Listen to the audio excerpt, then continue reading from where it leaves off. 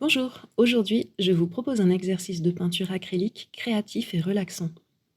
Pour commencer vite, faites un mélange de couleurs qui servira de base à la peinture. Ici j'ai utilisé du blanc et du bleu outre-mer. Étalez ensuite avec le couteau sur votre support. Laissez du grain, de la texture et des rayures. Avant séchage, gravez avec un crayon de couleur votre dessin. Ne réfléchissez pas trop, votre guide c'est votre œil et la main exécute. Soyez dans votre émotion et le moment présent, si possible, pas dans un jugement stérile. L'acrylique permet toujours des retouches, voire s'embellit grâce à elle, alors cool.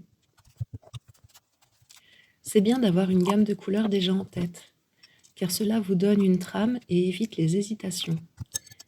Ici, j'ai pris du gris foncé, que j'ai fait avec du blanc et du noir, un bleu outre-mer, que j'ai coupé avec du blanc, et un autre bleu plus intense, fait avec du bleu indentrène et du bleu d'outre-mer.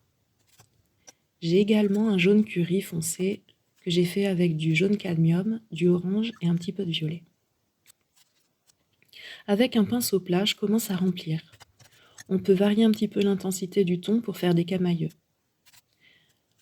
Testez, observez, corrigez, recommencez. Revenez au crayon de couleur si besoin.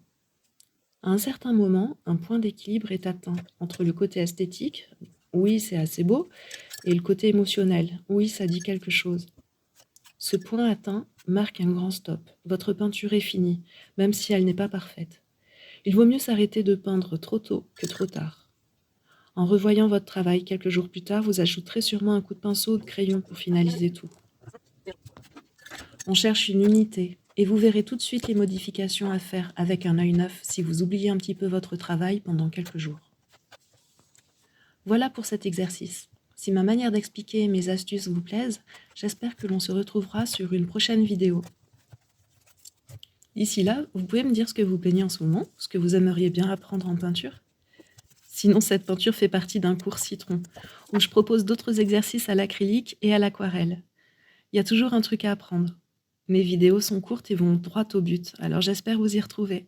À bientôt et bonne peinture!